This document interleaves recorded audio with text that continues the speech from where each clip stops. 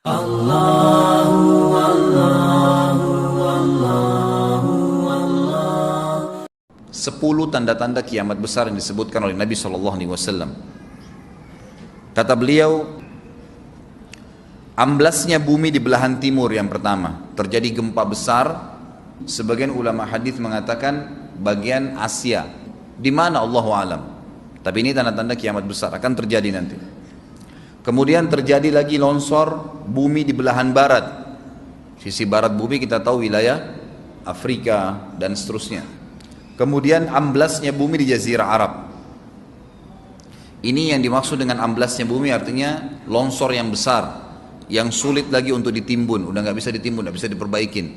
Kalau di situ ada kota, ada kampung, pasti hancur udah. 3 sekaligus terjadi longsor di 3 titik yang berbeda dan secara waktu atau dalam waktu yang bersamaan. Ini sudah selangsung 3 tanda-tanda kiamat. Jadi pada saat terjadi di timur itu tanda-tanda kiamat besar 1, terjadi di barat tanda-tanda kiamat besar 2, terjadi di Jazirah Arab tanda-tanda kiamat besar 3. Kemudian di dalam hadis ini disebutkan secara beracak. Nanti sebentar setelah saya terjemahkan hadis ini saya akan sebutkan urutannya. Lalu kata Nabi SAW, kabut yang menutupi bumi ini. Kemudian ada Dajjal, jadi kabut itu dihitung dalam hadis ini yang keempat. Dajjal yang kelima. Kemudian yang keenam binatang melata. Nanti akan saya jelaskan juga apa yang dimaksud dengan binatang melata. Yang ketujuh keluarnya Ya'juj Ma'juj. Ini juga akan kita jelaskan nanti. Kemudian yang kedelapan matahari terbit dari tempat terbenamnya. Yang kesembilan keluarnya api dari perut kota Aden yang menghalau manusia. Sulit, manusia tidak bisa melalui Jazirah Arab. Kemudian yang ke-10 turunnya Isa putra Maryam.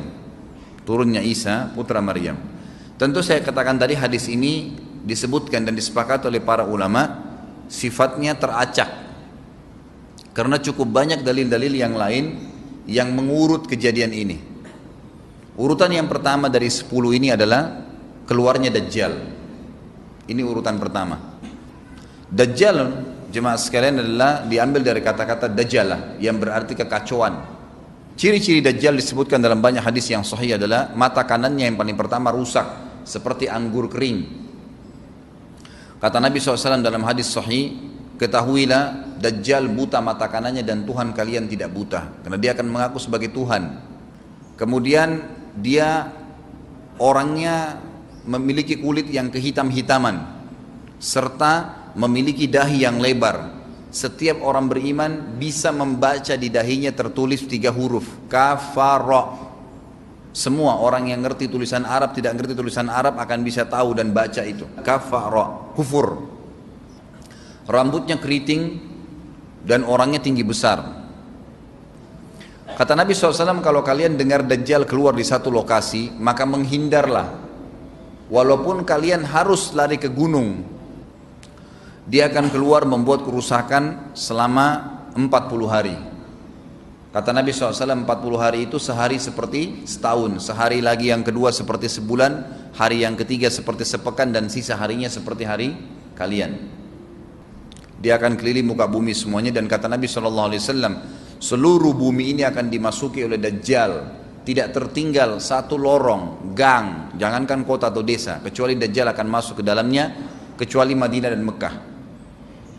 Tidak bisa dimasuki oleh Dajjal. Kata Nabi SAW dalam hadis sahih, karena di setiap pintu gerbang Mekah dan Madinah malaikat menghenuskan pedangnya dan menghalau Dajjal sehingga Dajjal tidak bisa masuk. Pada saat dia tiba di Palestina, waktu yang bersamaan di kota Madinah berkecamuk. Kaum muslimin sepakat semua keluar untuk mengejar Dajjal dan membunuhnya. Keluar dari kota Madinah satu orang yang namanya seperti namanya Nabi Muhammad SAW, Muhammad bin Abdullah, dan dia dari turunan Nabi SAW juga. Dan orang ini punya julukan Mahdi, dikenal dengan Imam Mahdi. Inilah tanda-tanda kiamat yang kedua. Pada saat dia tiba di Mekah, dibaiatlah oleh banyak kaum muslimin, tidak disebutkan jumlah pasukannya, maka terbentuklah pasukan jihad yang mengejar Dajjal menuju ke Palestina. Lalu keluar tanda-tanda kiamat 3, langsung berentetan semua. Tanda-tanda kiamat besar yang ketiga adalah pada saat pasukan Imam Mahdi dengan pasukan jihad itu tiba di Darul Baydha namanya. Hadis menyebutkan di menara itulah, di masjid itulah Imam Mahdi mampir sholat asar bersama pasukannya. Dikatakan Isa alaihissalam akan turun sambil memegang kedua sayapnya malaikat, dan dari rambutnya yang basah meneteskan air. Maka dia pun turun, lalu kemudian dia masuk, dan orang-orang pada saat itu mengenalnya kalau dia adalah Isa, dan mereka sudah tahu ini masanya keluarnya Dajjal, ini Mahdi sudah ada, mereka tahu akan turun Isa, sudah ada informasi seperti saya sampaikan ke Bapak Ibu sekarang, itu muslimin di zaman itu sudah tahu semua. Sholatlah mereka, kemudian mereka menuju ke Palestina. Ringkas cerita adalah Nabi Isa alaihissalam akhirnya tiba dengan pasukan mujahidin di depan pintu gerbang Babulut. Dajjal mengatakan, bukakan pintu gerbang, mereka tidak akan mampu melawan kita karena pasukannya mereka banyak memang. Maka Dajjal dengan sombongnya menunggu di depan pintu gerbang. Pada saat dibuka, Dajjal kaget melihat ada Isa alaihissalam. Dan pada saat itu kata Nabi SAW, Dajjal faham kalau sudah tiba ajalnya. Begitu melihat Isa alaihissalam, dia lari dan badannya sambil meleleh di depan para pengikutnya. Pada saat Dajjal mati, pengikutnya pada ketakutan semua. Mereka anggap Dajjal Tuhan, mereka anggap Dajjal orang yang perkasa lah, orang yang kebal lah, beragam macam kelebihan. Mereka kaget pada saat mati. Maka bertebaranlah mereka dan akhirnya mereka sembunyi di bawah pohon dan di atas batu. Kemudian batu dan pohon akan memberikan penjelasan, hai muslim ini Yahudi, bunuhlah. Maka dibunuhlah pada saat itu mereka. Lalu Nabi Isa AS memimpin di muka bumi. Dan kata Nabi SAW, pada saat itu Islam, agama Islam yang dibawa oleh Nabi SAW akan masuk ke semua rumah di muka bumi, gak tersisa. Satu dunia ini semuanya Islam. Hadis sahih. Maka Nabi Isa alaihissalam memimpin pada saat itu, disebutkan dalam hadis 40 tahun dengan ketenangan menerapkan hukum Islam. Semuanya beriman kepada Allah subhanahu wa ta'ala dan menjadi muslim. Setelah itu keluar tanda-tanda hari kiamat besar yang keempat, yaitu keluarnya Ya'juj dan Ma'juj. Nabi SAW sebutkan ciri-ciri mereka. Mata mereka sobekannya kecil sehingga mata mereka kelihatan seperti sipit, tapi bola matanya besar. Mereka memiliki rambut yang keriting dan mereka memiliki poster yang umumnya seperti poster manusia. Ada hadis yang berbunyi mereka akan mendatangi sebuah sungai, kalau tidak salah namanya Sungai Tibria, airnya banyak mengalir. Kata Nabi SAW, mereka semua minum air sungai itu, dan yang terakhir dari mereka datang sudah nggak dapat air. Artinya air sungainya habis diminum. Bayangin berapa banyak jumlahnya tuh. Pada saat itu Nabi SAW mengatakan, Allah berfirman kepada Isa, berkata, wahai Isa, aku akan mengeluarkan hamba-hambaku yang tidak ada seorang pun dari kalian bisa mengalahkannya, termasuk Isa alaihissalam, nggak bisa mengalahkan. Maka selamatkanlah dirimu bersama dengan pengikut-pengikutmu ke Gunung Tur namanya. Jadi memang Ya'juj ini ciri khasnya, kata Nabi SAW, mereka memakan apa saja. Jadi bukan seperti manusia normalnya.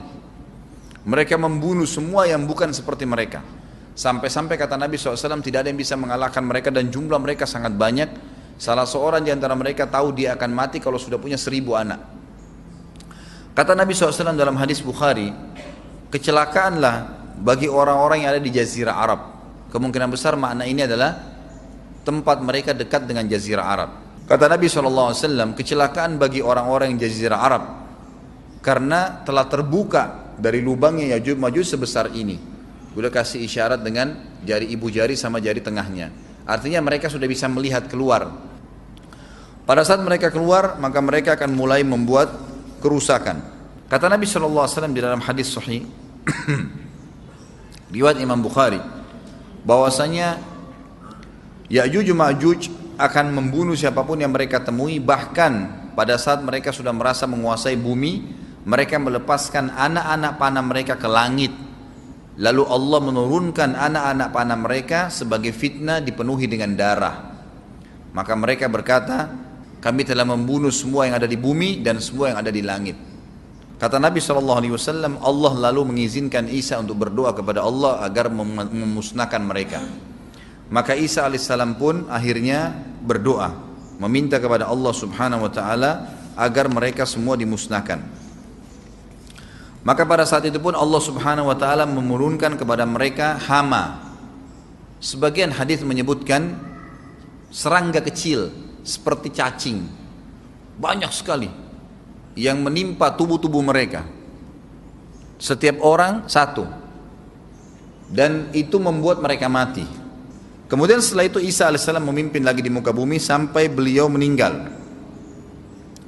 Setelah Isa alaihissalam meninggal, kembali lagi sebagian besar manusia berbuat kekufuran. Maka Allah subhanahu wa ta'ala keluarkan tanda-tanda kiamat besar yang ke-5. Yang kelima ini adalah keluarnya hewan atau binatang melata. Binatang melata ini disebutkan dalam hadis yang sahih riwayat Bukhari, bahwasanya Allah SWT akan keluarkan, tapi tidak disebutkan dari bumi mana dia keluar. Dia akan keluar hewan melata yang bisa berbicara seperti manusia dan badannya dipenuhi dengan bulu. Allahu a'lam bagaimana. Kemudian dia datangi orang-orang yang kufur tersebut dan menasihatin dan mengingatkan mereka.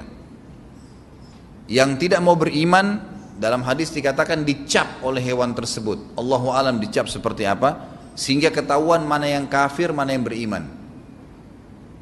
Terus dia keliling di muka bumi tapi tidak disebutkan berapa lama.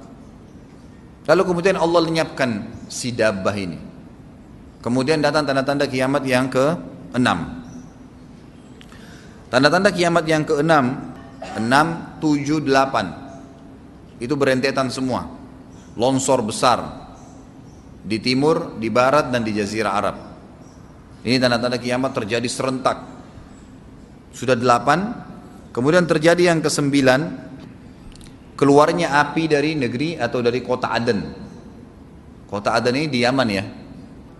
Tentu hadis menjelaskan tentang masalah api yang keluar ini, artinya api bukan main-main, ini bukan kebakaran sebuah masjid atau sebuah bangunan 10 tingkat.